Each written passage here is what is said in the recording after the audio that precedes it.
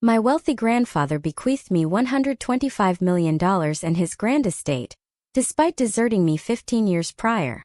At the will reading, my parents surfaced, demanding to be my legal guardians. Yet, the moment my attorney stepped in, their faces drained of all color. Can you imagine waking up one morning just 12 years old to find your parents gone? Not a goodbye, not a hug, just a cold, crumpled note telling you to find a man you barely knew. A man who saw children as a weakness. That morning my entire world shattered, and I realized some family ties are meant to be broken. Today at 35 I lead Ross Heritage Jewelers, a luxury chain known nationwide. I live in the magnificent mansion my grandfather left behind, with wealth, status, and a beautiful family. But that glittering success can never erase the memory of that 12-year-old boy, waking up alone in a rundown trailer. A single note, scrawled in my father's hurried hand. Find your grandfather. He'll take care of you. That was it. My life from that moment on became a grueling journey that forged the man I am today. My name is Ashton Ross. I grew up on the dusty western edge of Oklahoma City. Our trailer was barely more than tin walls rattled by the wind. Inside it was cramped, smelled of stale grease, and seemed to hold nothing but our nightmares. My dad, Patrick Ross, once owned an auto repair garage, but by the time I was 7, he was a ghost of himself. The business failed and he fell deep into gambling. I can still hear the nights he'd stumble home, eyes bloodshot, reeking of cheap whiskey. He'd scream at Mom, blaming her for everything, from unpaid bills to his casino losses. "Paula, don't you see I'm trying?" He'd bellow, slamming his fist on the table, sending glass shattering. My mom, Paula Ross, was small, frail, with eyes perpetually tinged with sadness. She worked grueling shifts as a waitress, bringing home meager leftovers from the diner. "Eat, Ashton. Eat," she'd croak, her voice hoarse, pushing her share towards me. I knew she was starving, but she always insisted I take it, silently enduring. But her hunger wasn't just for food. In her eyes I saw a profound longing for a better life, one she never had a chance to reach. She tried to hold us together, but day by day she grew quieter, her gaze drifting to some distant, unreachable place. Once I found her weeping in a corner, face buried in her hands. When I asked what was wrong, she just waved me off. "It's nothing, Ashton. I'm just tired." I vividly remember one stormy night, the wind howling through every crack, mimicking the shouting inside. Dad, absolutely wasted, flung a stack of bills onto the table. "All you do is bring home pennies. How's that supposed to keep this house afloat?" Mom stood at the sink, hands soaked, trying desperately to stay calm. Her voice trembled. "At least I bring money home instead of burning it all at the casino like you." The words barely left her mouth before he lunged, grabbing a whiskey glass, hurling it to the floor. Shards scattered, liquor pooled. I hid behind my bedroom door, my heart pounding, watching Mom's silhouette shrink as if she might simply break. In that terrifying moment, a dark premonition settled over me. Our family was sliding towards an inescapable end. Then came that fateful morning when I was 12. The air was biting cold, seeping through every crack in the trailer. I woke up on my narrow bed, the thin blanket useless against the chill. The living room was eerily silent. No arguments, no clatter of dishes, not even Mom's voice urging me to get ready for school. I sat up, rubbing my eyes, a cold dread creeping in. "Mom!" I called, my voice small. "Nothing." "Dad!" I tried again, stepping out of my room, my bare feet shivering on the icy floorboards. Empty. The kitchen empty. Their bedroom. Unmade bed, closet flung open, a few old clothes strewn around. My heart raced, a sickening feeling rising in my throat. I ran to the dining table where Mom usually left breakfast notes. There in the middle, a small piece of paper, hastily torn from a notebook. My hands trembled as I picked it up. In my father's scrawled handwriting, a single devastating line. "Find your grandfather. He'll take care of you." I froze, the paper slipping from my fingers. My mind went blank. Where did they go? Why? I ran outside, ignoring the biting cold, scanning the barren lot. No one. No old pickup truck. No trace of Mom. Just the wind whistling through dry grass and the frantic drum of my heart. They were gone. My parents had abandoned me, alone in that frigid trailer, without explanation, without goodbye. I went back inside, picked up the note and reread it, again and again, as if it might change. as if it might say this was just a cruel joke. But no. Just 10 short, cold words that ripped my heart apart. I sank into a chair, covering my face, trying not to cry, but the hot tears streamed against my freezing hands. I was only 12. What had I done wrong? Why didn't they want me anymore? The questions gnawed at me, sharp as a knife. Then I remembered my grandfather, Howard Ross. His name sent a different kind of shiver through me.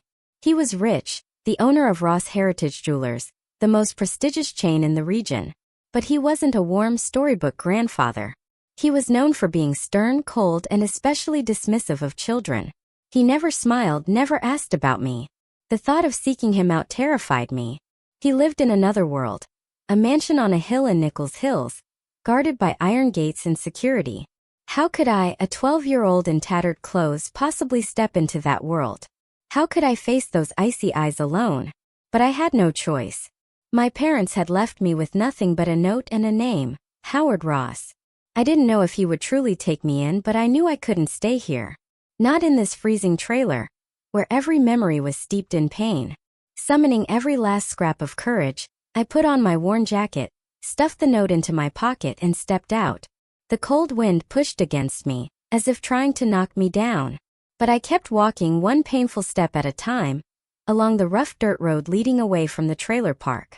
I didn't know what lay ahead, but I knew deep down that this moment, this brutal abandonment, would change my life forever.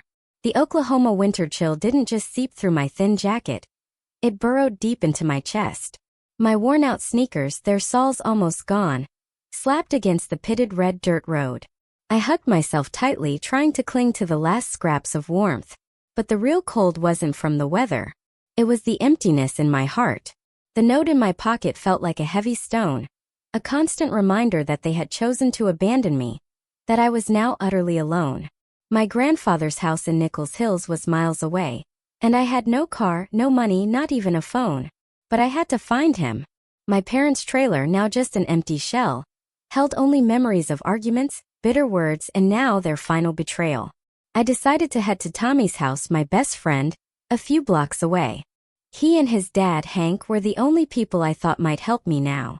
When I reached their small wooden house, the sun had climbed, but the cold still refused to relent.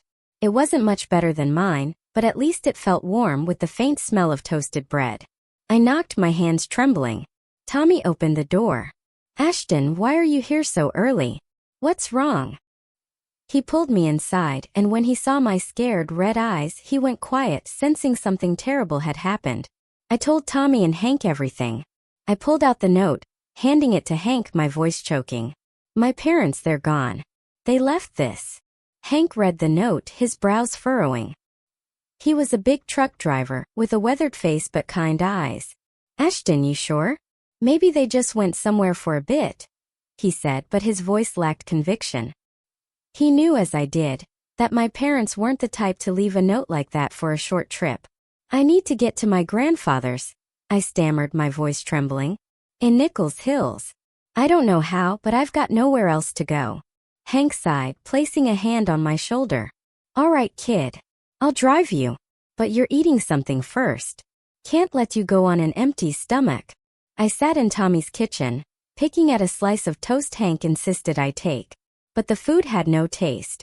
My mind swirled with images of my grandfather. Howard Ross. Wealthy. Owner of the most renowned luxury jewelry chain. But no warm storybook granddad. Stern. Cold. Especially towards kids. He had 3 sons, my father Patrick, then Anthony, then Philip. None of them could stand his harsh demeanor, so none worked for his company. Mom once whispered, "Grandpa saw Dad and your uncles as failures. He never forgives mistakes. And he doesn't like kids." The few times I'd met him when I was younger left me with a heavy feeling. I remembered the last time when I was 10. He sat in his grand living room, a black suit, staring at me with icy eyes. "Stand up straight, Ashton," he'd snapped, his voice sharp. "Don't slouch like a loser." I was so scared I couldn't speak, just stood there, feeling like I was on trial. Now the thought of facing those eyes again without my parents made my heart clench. After I forced down some toast, Hank grabbed his old pickup. I sat in the passenger seat, clutching my backpack with a few clothes and that fateful note. The drive felt longer than it was, each mile pulling me closer to a foreign world. Oklahoma City passed by, the slums giving way to wider roads, towering buildings, and finally the pristine upscale neighborhoods of Nichols Hills. As we turned onto the road up the hill, I saw it. Grandpa's mansion. It wasn't just a house. It was a fortress. Towering iron gates. Security cameras. 2 guards. The sprawling lawn meticulously maintained, vibrant flower beds. The main house loomed massive with white columns and a red-tiled Southern-style roof, like something out of a movie about the elite. But to me it wasn't beautiful. It was terrifying.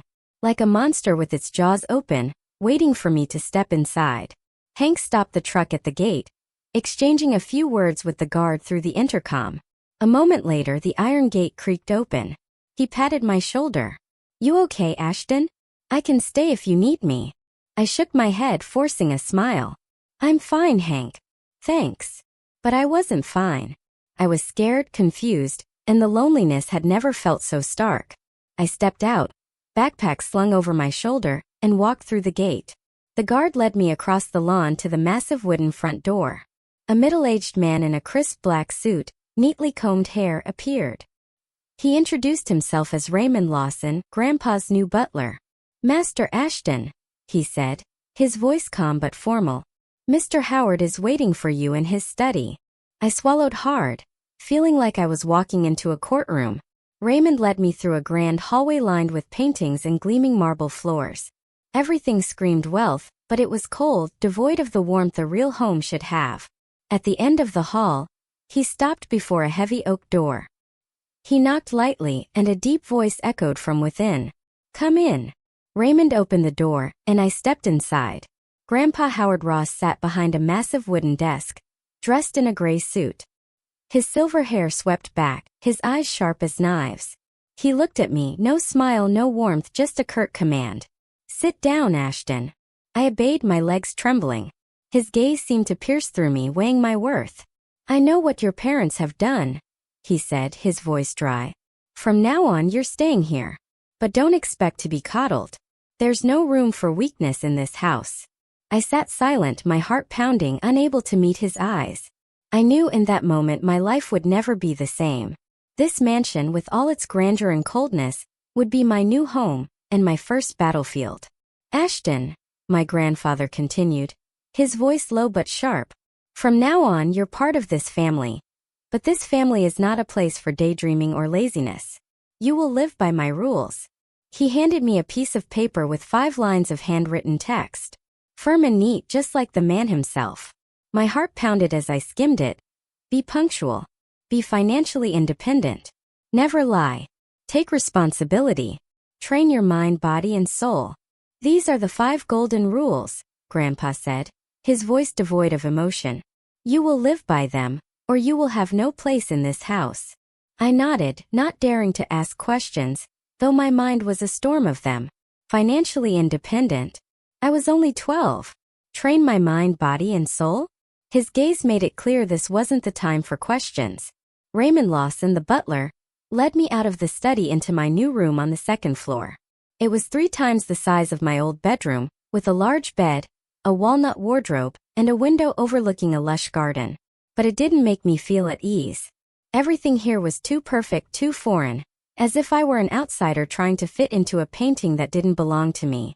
Raymond placed a hand on my shoulder, gentle but firm. "Young master, don't be afraid," he said, his voice warm yet steady. "Mr. Howard is strict, but he does this for your own good. Try your best and you'll understand." Those first days were a nightmare. Every morning the alarm blared at 5:30. I had to get up and jog around the sprawling garden. I hated running. My legs ached, my breath came in gasps, and the morning chill made me want to crawl back under the covers. But Raymond was always there, stopwatch in hand, his gaze stern. "Rule number 5, Master Ashton," he'd remind me. "Train your body. Mr. Howard doesn't tolerate laziness." I gritted my teeth and trudged on, though inside I wanted to scream that I didn't belong here.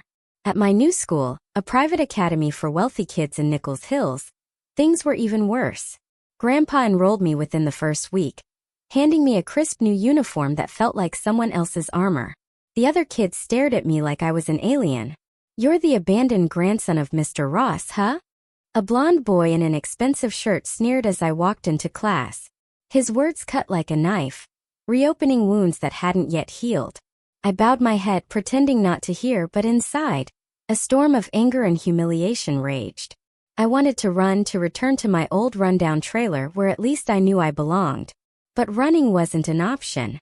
Grandpa wouldn't allow it. Every evening I had to sit at the desk in my room, doing homework under Raymond's watchful eye. If I lagged, Grandpa would appear at the door silent, his gaze making me feel smaller than ever. Once I sneaked a game on the old computer Raymond had lent me, thinking no one would know. But the next morning Grandpa summoned me to his study. "Rule number 3, Ashton," he said, his voice cold, his eyes piercing. "Never lie, and don't think you can fool me." He confiscated the computer and ordered me to clean the entire backyard garden as punishment. I worked until I was exhausted, my hands scratched from thorny bushes. But when I looked into his eyes, I saw no anger, just expectation, as if he were testing whether I'd break. Mistakes like that happen often. I was late to school because I overslept, skipped workouts because I was tired, even lied about finishing homework to get a break. Each time, Grandpa handled it with strict but fair consequences. He didn't yell like Dad or cry like Mom. He simply imposed a punishment and expected me to correct myself. "Discipline isn't about punishment, Ashton," he said once as I stood before him, drenched in sweat after cleaning the garage for 3 hours. "It's about forging you into a man." At first, his words only made me angry. I didn't want to become a man his way. I just wanted to be a kid, loved and protected. But slowly, through the suffocating months under his iron discipline, I began to realize something. The punishments weren't meant to hurt me. They were meant to teach me to be stronger. Time passed like a gust of wind. I went from a 12-year-old boy to a 15-year-old teenager. Then 18, still living in my grandfather Howard Ross mansion. Nichols Hills, with its pristine streets and castle-like homes, remained a foreign world to me. But I learned to survive in it, step by step, under my grandfather's stern oversight. Beyond schoolwork, Grandpa required me to do odd jobs at his company, Ross Heritage Jewelers. On weekends, while my peers rested, I had to be at the main office in downtown Oklahoma City, running errands, organizing paperwork, or observing boardroom meetings. The first time I stepped into the company's gleaming glass building, I was struck. The jewelry displays sparkled under the lights, diamonds and pearls arranged like works of art. But I wasn't allowed to touch or daydream. "You're here to learn, not to gawk," Grandpa said, his voice sharp when he caught me staring at a sapphire ring. "If you want a place in this world, you have to work for it." The tasks were menial, but they taught me my first lessons in responsibility. I had to check invoices, ensure numbers matched. If I got a single digit wrong, Grandpa would summon me to his office, point to the mistake and ask, "How much do you think this error costs, Ashton?" I'll never forget the first time I messed up a delivery form. Grandpa didn't yell, but his gaze made me feel smaller than ever. "Fix it now," he said, then turned away, leaving me alone with the paperwork until midnight. My teenage years were far from easy. They were filled with challenges, from the grueling lessons at school to the mistakes I made at work. But in those years, I learned that strength doesn't come from never falling. Comes from getting back up each time you do. Grandpa with his iron discipline and Raymond with his quiet kindness, together shaped me day by day, step by step. I began to realize that I wasn't just an abandoned boy. I was Ashton Ross, and I was carving my own path. When I entered my final years of university, I was no longer the awkward boy in a school uniform.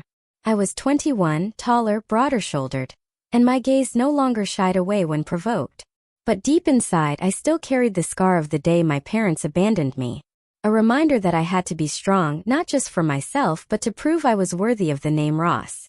My grandfather began entrusting me with bigger responsibilities in the company.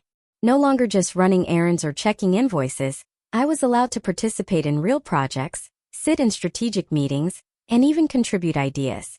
"You're not here to be a spectator. Speak up or don't sit here at all." Those words, though harsh, were an invitation. My grandfather wanted me to prove myself, not just to him, but to the board of directors, men and women in expensive suits who always looked at me with a mix of curiosity and skepticism. One morning in my final year of university, I received an email from my grandfather asking me to prepare for a major project, negotiating with a diamond supplier from South Africa to secure a supply for the company's new collection. It was the first time I had been given such a significant task, and the pressure weighed on my shoulders like a boulder. I spent weeks researching, reading everything I could about the diamond market, from pricing to quality, from sourcing to transportation logistics. I stayed up until 3 a.m., my eyes blurring in front of the laptop screen, but I didn't dare complain. The day of the negotiation arrived, and I walked into the meeting room with my heart pounding. Across from me was Mr. Johan Vanderm, a seasoned supplier from Johannesburg, with sharp eyes and a half-smile. My grandfather sat at the head of the table silent, but his gaze was like a blade, ready to cut through any mistake I made.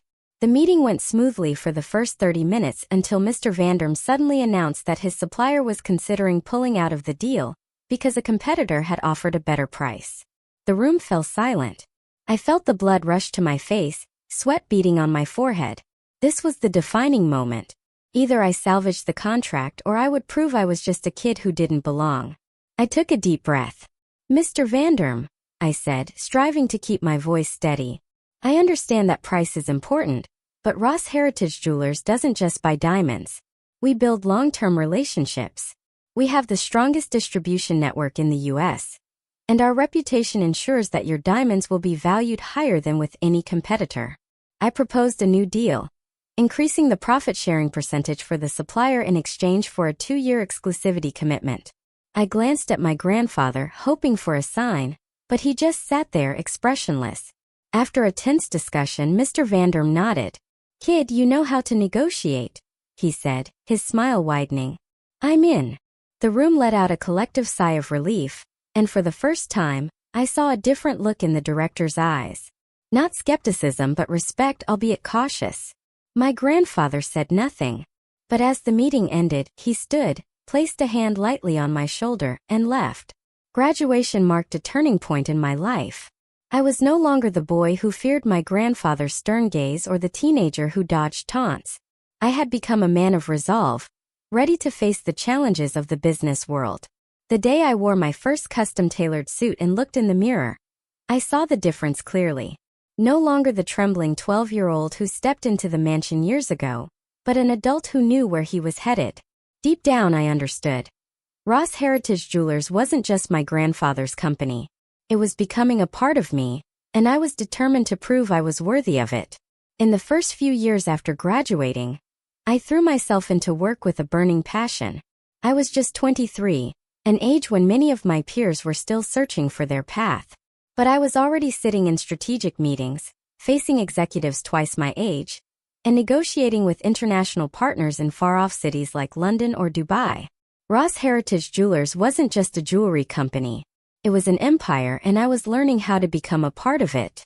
Every day, I worked from early morning until late at night, reviewing accounts, overseeing marketing campaigns, ensuring that every diamond, every ring sold, carried the true value of the Ross brand. My grandfather, still the chairman, gradually handed over more responsibilities to me, and his gaze was no longer just scrutinizing. Sometimes I caught a glimmer of pride in his eyes, though he never said it aloud. But just when I thought I had found my footing, a storm from the past came crashing in. One afternoon, while reviewing financial reports, Raymond knocked on my office door, his expression unusually serious. "Master Ashton," he said, his voice low, "there's someone here to see you. They're in the drawing room." I frowned, not recalling any scheduled meetings. "Who is it, Raymond?" He hesitated, then replied, "It's your parents." My heart seemed to stop. Patrick and Paula Ross. Names I had tried to bury deep in my memory now resurfacing like ghosts. I stood up, my hands trembling slightly, unsure of what I should feel. Anger? Pain? Or a naive, desperate flicker of hope that they had returned out of regret? I walked down the stairs, each step feeling like it carried 1,000 pounds. And when I pushed open the drawing room door, I saw them. My father, Patrick, sat on the sofa, much older than I remembered. His hair streaked with gray, his face gaunt, his eyes bloodshot, as if still bearing the marks of countless nights at the gambling table. My mother, Paula, sat beside him, thinner than before, her hands clasped tightly, trying to hold on to some semblance of calm. They looked up at me. Ashton. My mother spoke first, her voice trembling. Are you doing well? I've missed you so much. Her words made my heart clench, but I didn't let my emotions take over. You missed me? I asked, my voice colder than I intended. It's been 11 years, Mom. 11 years since you and Dad left me with nothing but a note. My father lowered his head, avoiding my gaze. Ashton, we had no choice, he said, his voice weak. We owed too much. If we had stayed, we would have dragged you down with us. I wanted to scream at them, to ask why they didn't fight for me, why they chose gambling and debt over their own son. But I held back, remembering my grandfather's words. Discipline is controlling yourself, even when your heart wants to explode. So what do you want now? I asked, my voice calm but razor sharp. My mother hesitated, then said, We need help, Ashton. Your father is sick and we owe a large sum. You're working for your grandfather's company, aren't you? Just a little. You could help us. Her words hit like a knife. They hadn't come back out of remorse, not for family. They came back for money. I looked at them, feeling the old scar in my heart bleed anew. Help. I repeated, my voice bitter. You left me when I was 12 without an explanation, without a single call. Now when I have something you need, you show up. Is that why you're here? My father shot to his feet, his face flushed with anger. How dare you talk to your parents like that? I raised you, gave you a roof over your head, and now you're so ungrateful you'd watch us suffer. I gave a bitter laugh, unable to hold it back any longer. A roof? More like a house full of arguments and debt. You chose the casino over me. Don't talk to me about raising me. My mother burst into tears, covering her face. Ashton, please don't be like this. I know I was wrong, but we're family. You can't turn your back on family. Her words made me waver. A small part of me, however faint, still yearned for family, still wanted to believe they had changed. But then I remembered the note, the years of loneliness, and I knew that family bond had died long ago. Raymond stood in the corner of the room, silently observing. When my parents left, taking nothing but a vague promise to return, he walked over and placed a hand on my shoulder. Master Ashton, you did the right thing, he said, his voice warm and steady. Setting boundaries isn't cruelty. It's how you protect yourself. I nodded, but my heart still felt heavy. Raymond, why does it still hurt? I thought I was over this. He gave a sad smile. Master Ashton, wounds from family never fully heal, but you're stronger than them. Don't let them pull you down. In the months that followed, my parents reappeared a few more times, each time with a new excuse. Gambling debts, illness, or even belated apologies. They cried, begged, and tried to guilt me. Once my father even showed up at the company office, shouting in front of the staff. Who do you think you are, Ashton? Just a lucky kid your grandfather picked up. I stood there, my heart pounding, but I didn't let my emotions take over. Dad, I said calmly, you abandoned me when I needed you most. You have no right to be here anymore. When my grandfather heard about my parents' reappearances, he said only one thing. Those who abandon their own flesh and blood have no right to return just for money. His words were cold but true. I gradually learned to let go of the illusion of my parents, to set boundaries as Raymond advised. Each time they showed up, I grew tougher, but it also hurt more. I didn't want to become a cruel person, but I knew that if I didn't protect myself, I'd be dragged back into the abyss of my past. Raymond remained by my side like a guiding light. One evening, after my parents left again, leaving me with an empty feeling, he brought me a cup of tea and sat down. Master Ashton, do you remember rule number 4? He asked. I nodded. Take responsibility. He smiled. Exactly. But responsibility isn't just to the company or to Mr. Howard. It's to yourself too. You don't owe them anything, Ashton. You only owe yourself a better life. At 27, I made waves in the industry with a creative marketing strategy. A jewelry collection inspired by family heritage, integrated with QR codes that allowed customers to trace the origin of gemstones.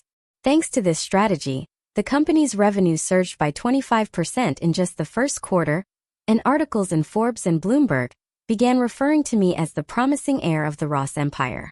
I worked tirelessly, from analyzing market data through Google Analytics to holding virtual meetings with partners via Zoom, ensuring every detail in the supply chain was flawless.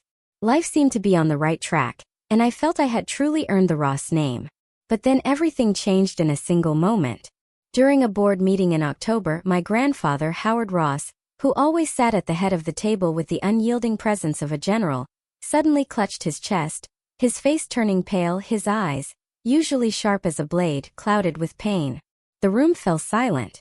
I rushed to his side, my hands trembling. "Grandfather, what's wrong?" I asked, my voice choked, gripping his hand tightly. He gave a faint nod, his voice weak. "It's nothing, just tired." But I knew it wasn't true. An ambulance arrived, and after a series of tests at a top hospital, the doctors diagnosed him with congestive heart failure.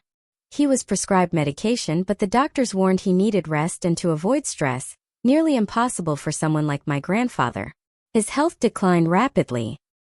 He no longer came to the office every day, instead joining meetings via video calls from his home office, his tired face appearing on the laptop screen. His voice grew weaker, and sometimes he had to pause to catch his breath. I was overwhelmed with worry and mental turmoil. I feared that my grandfather would leave me before I could do anything to repay his kindness. Then one afternoon he called me into his study, where he sat in his old leather chair, a digital blood pressure monitor, a modern device he reluctantly used, by his side. "Ashton," he said, his voice weak but still sharp, "I don't have much time left. The company needs you. From now on, you'll sign off on major contracts, attend board meetings, and stand before the staff as a true leader." I opened my mouth to protest, but before I could speak, he continued, pushing an old leather-bound folder tied with twine toward me. "Open it," he said, his voice low but resolute. I opened the folder, my heart pounding. Inside was a handwritten journal, chronicling my journey from the day I first stepped into the mansion.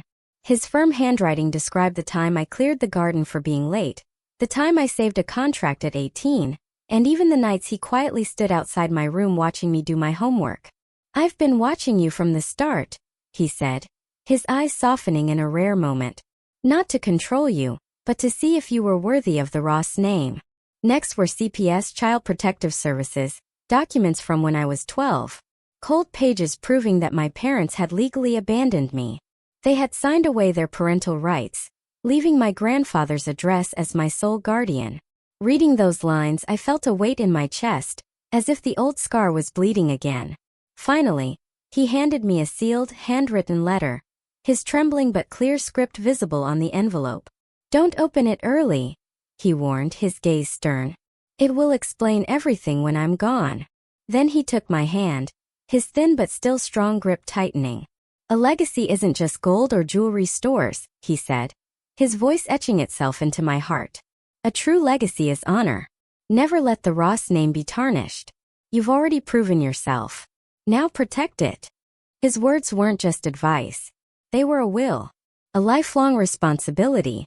I nodded, my eyes stinging, determined not to let tears fall in front of him. Raymond stood in the background, silently watching, his eyes glimmering with a mix of pride and sadness.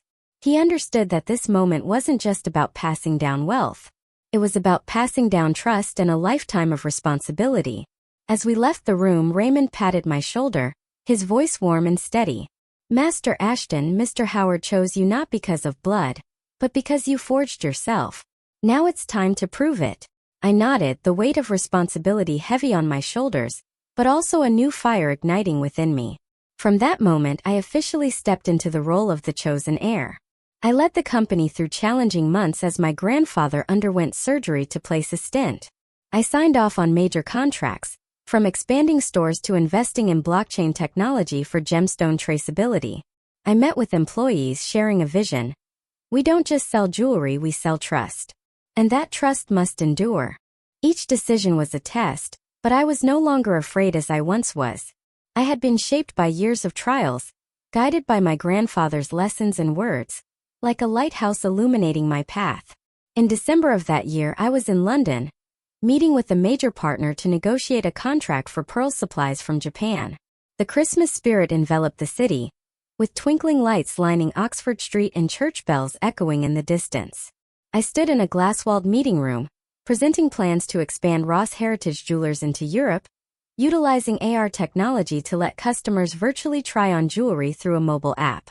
Everything was going smoothly and I felt confident, as if I had truly mastered my grandfather's legacy. Then on Christmas Eve my phone buzzed. It was Raymond. His voice, trembling through the speaker, was unlike his usual calm demeanor. "Master Ashton, Mr. Howard. He's gone." I stood frozen, the phone nearly slipping from my hand.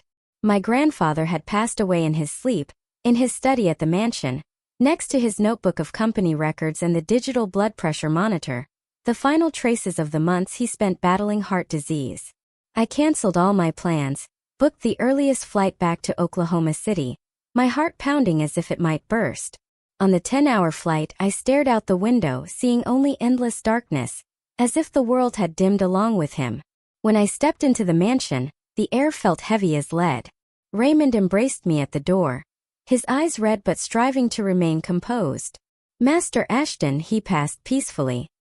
"He was so proud of you." I nodded, my throat tight, unable to speak.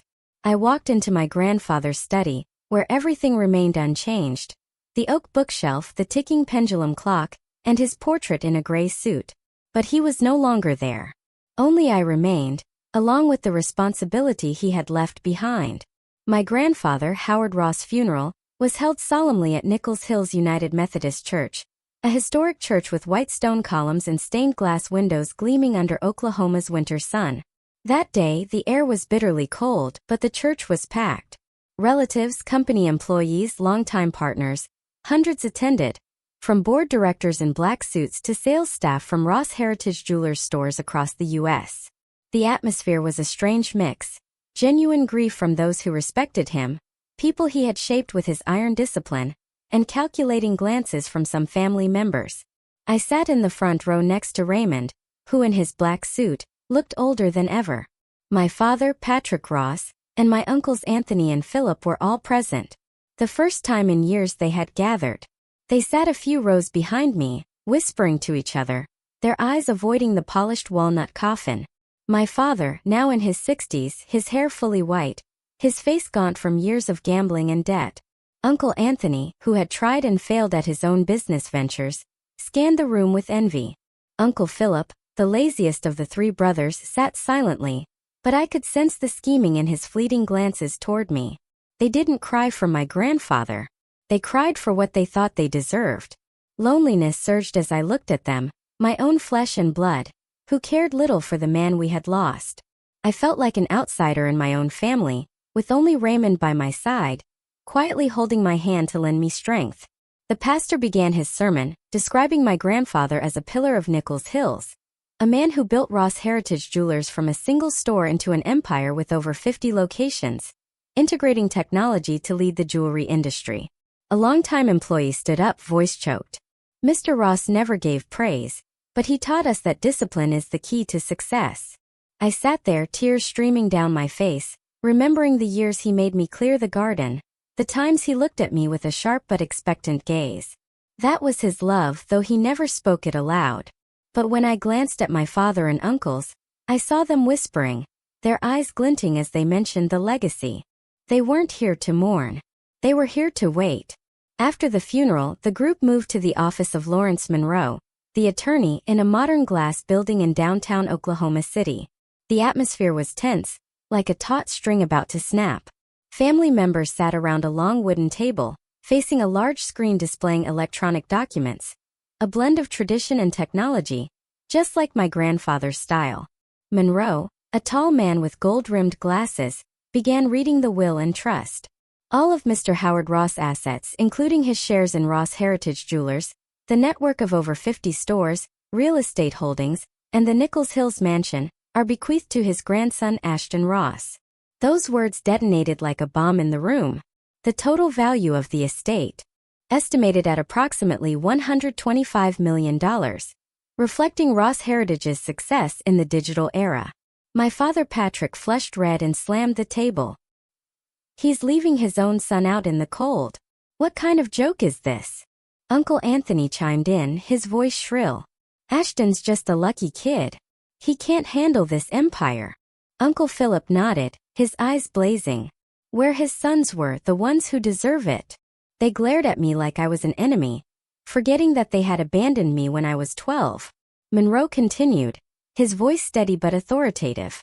The three sons, Patrick, Anthony, and Philip, each receive a symbolic inheritance of $50,000 as a gesture of honor. He went on. A no contest clause. If any of the three sons file a lawsuit to dispute the will, they will forfeit even this small inheritance.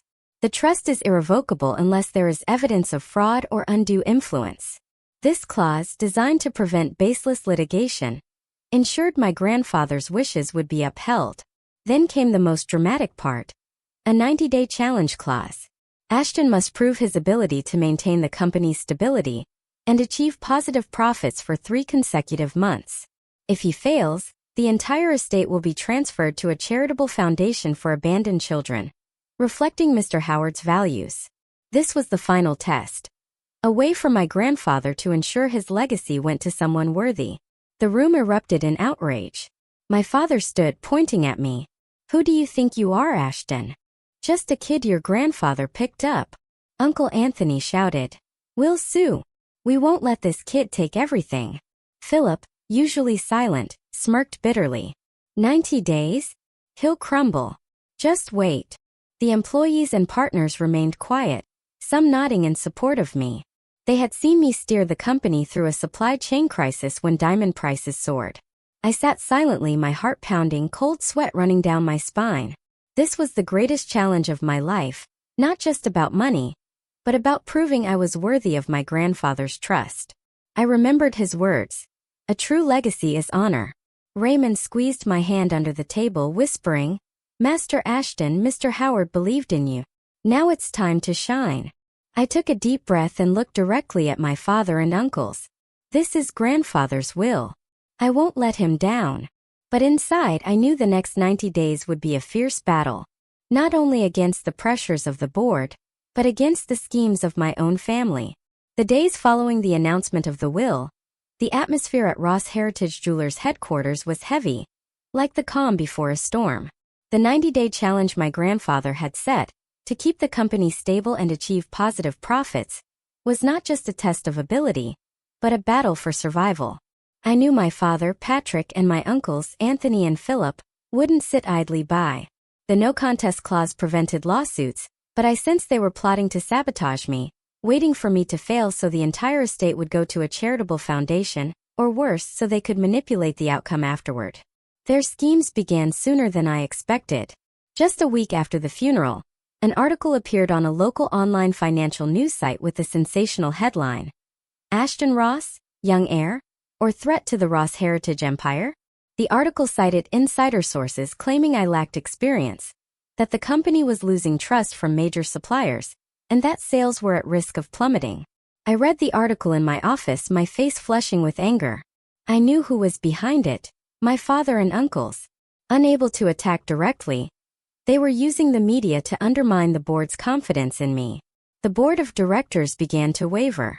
During a Zoom meeting, Mr. Gerald Thompson, a veteran director, looked at me through the screen, his voice laced with doubt. Ashton, are you sure you can keep the company stable for 90 days? We can't risk Ross Heritage's reputation. The other faces on the screen mirrored his skepticism. I took a deep breath, maintaining the composure my grandfather had taught me. Mr. Thompson, I replied firmly, I've led the company through a supply chain crisis. I understand this pressure. Give me 90 days and I'll prove myself. But inside, the pressure felt like a boulder on my shoulders. My father and uncles didn't stop at the article. They began contacting senior employees, sowing doubts about my leadership. One morning, I received an email from a store manager in Dallas, reporting that Miss Linda Carter, a veteran in the finance department, was spreading rumors that I was deliberately hiding data to inflate reports. I immediately summoned her. In the meeting room, Linda fidgeted, her eyes avoiding mine, mumbling about hearing it from a reliable source. I didn't need to ask further. I knew it was my father, who had known her before my grandfather fired him for gambling. I gave her an ultimatum. Work honestly or leave. Linda apologized, head bowed. But I knew this was just one of many schemes to come. The pressure mounted. Soon after, a major supplier in Italy, Signor Bianchi, suddenly announced he was considering pulling out of a contract because he'd heard the company was unstable. I knew my father was behind it. The meeting with Bianchi became a turning point. I stayed calm, affirmed that Ross Heritage was a lasting legacy, and offered a higher profit-sharing deal along with a 3-year exclusivity commitment. After a moment of hesitation, he nodded in agreement. The contract was re-signed, and I breathed a sigh of relief. But I knew this was only the first victory in a long war. Back in Oklahoma City, I learned that some employees were growing uneasy, worried about the company's future. In an all-staff meeting, I stood before 200 employees, from salespeople to regional directors. My voice trembling slightly but clear. I know there are rumors, but I promise you Ross Heritage will not fall. We will grow stronger, for Mr. Howard, for our legacy, and for ourselves. A few clapped, but I saw doubt in other eyes. I knew I had to act fast. The Legacy Collection launched in the second month of the challenge. During that time, my father and uncles didn't relent.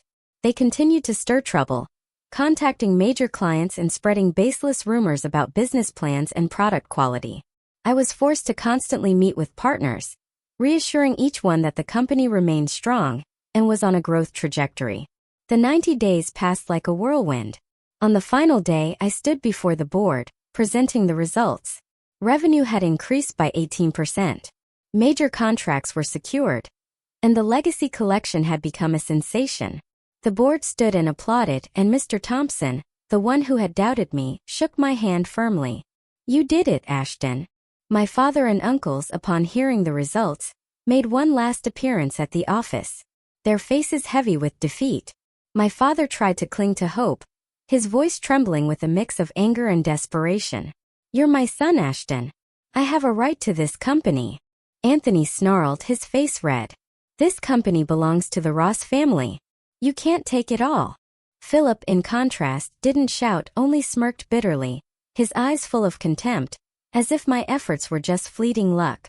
I stood tall, looking directly at my father and each uncle, my voice cold but resolute. "Power doesn't come from blood. It comes from responsibility and honor. You abandoned me, grandfather." He stayed. The room fell silent. My father staggered as if hollowed out, before he quietly turned away. Anthony slammed his hand on the table but said nothing. Philip gave me one last glance, his bitter smile lingering, then turned and left. They walked out of the office, utterly defeated, leaving behind an atmosphere both heavy and liberating. Raymond stood beside me, offering a rare smile. "Master Ashton, Mr. Howard is smiling somewhere," he said. I nodded, my eyes stinging. I had won, not just in keeping the company, but in upholding the honor my grandfather had entrusted to me. As I stepped out of the meeting room, the afternoon sunlight streamed through the glass windows, illuminating the hallway of Ross Heritage Jewelers headquarters, where paintings chronicling the company's history hung neatly on the walls. I paused before my grandfather's portrait, Howard Ross in his gray suit, his gaze sharp yet filled with pride. I felt he was still watching me, not with the scrutiny of when I was 12, but with quiet satisfaction. The 90-day challenge was over, and I had proven that I was not just the abandoned grandson. I was Ashton Ross, the worthy heir of the empire he had built. Ross Heritage Jewelers was now stronger than ever. The Legacy Collection was not only a commercial success but also a story of discipline, honor, and perseverance. We continued to expand, opening new stores in Dallas and Houston. But this victory was more than numbers. It was a testament to my journey from a trembling 12-year-old stepping into the mansion to a 35-year-old man leading an empire. My father Patrick and my uncles Anthony and Philip gradually lost all influence. After their humiliating defeat in the 90-day challenge, they no longer appeared at the mansion or the office. I heard once that my father tried to open a small casino in Nevada, but quickly failed due to debts.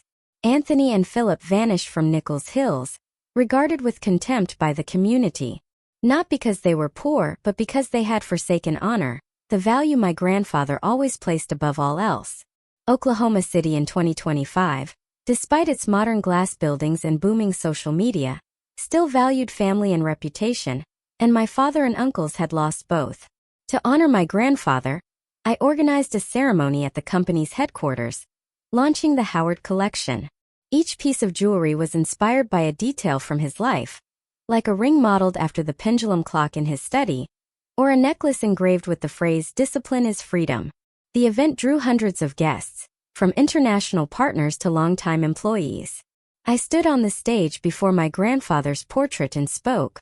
Howard Ross didn't just leave a timeless legacy. He left us a blueprint for living with honor. The crowd applauded, and I saw Raymond standing in the corner of the room, his eyes gleaming with pride. But the most meaningful moment came on a quiet evening when I opened the safe in the study and took out the sealed, handwritten letter my grandfather had left me. I had kept it for months, too afraid to face what he had written. Now, with the company stable, I felt ready. I tore open the envelope, my hands trembling, and read his final words. "Ashton, if you're reading this, I'm gone. But I want you to know I didn't choose you because you're my grandson. I chose you because you chose to rise even when life pushed you down. I watched you grow from a frightened boy to a man of resolve. My legacy isn't gold or jewels. It's you and the way you live with honor. Keep going and never forget. Discipline will set you free." Tears fell onto the paper, blurring his handwriting. I sat there in the study where he once sat, feeling as if he were still here, guiding me through every decision. Raymond knocked on the door, carrying a familiar cup of mint tea. "Master Ashton, are you all right?" he asked, his gaze gentle. I handed him the letter, my voice choked.